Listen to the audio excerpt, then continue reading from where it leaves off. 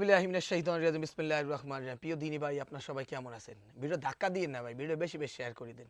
আমি যে ঘরটায় দাঁড়াই আছি, এটা একটা মসজিদ। এখানে মুসলিম নামাজ পড়ে না। এই দেন পানি উঠছে, জোয়ারিয়া পানি, এইখানে পানি উঠলে এই মসজিদ নামাজ পড়তে পারবে না।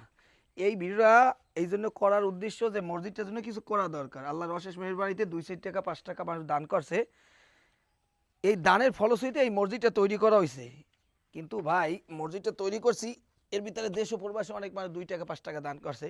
এর ফলশ্রুতিতে মসজিদটা এই পর্যন্ত আসছে। যেসব ব্যক্তিরা দান করছে তাদের নাম গোপন। আল্লাহ তাআলা সবার দানকে কবুলের মঞ্জুর করে এবং তাদের সকল বিপদ আপদ বালা মুসিবত থেকে আল্লাহ তাআলা হেফাজত করে। মূল মসজিদ হলো এইটা।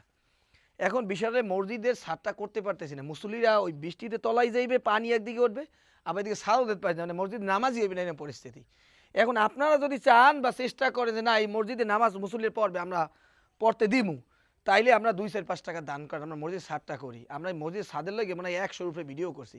এন্ড মনে চাই আত্মীয় স্বজন সব বন্ধু বান্ধব লই রাস্তার কুলে বই সিলে সিলে কান দিই যে কানবেন কা, মসজিদ আল্লাহকে আল্লাহ ব্যবস্থা করতে অবশ্যই করে দেবে, কিন্তু আল্লাহ তো ব্যবস্থা করে মানুষের দ্বারাই।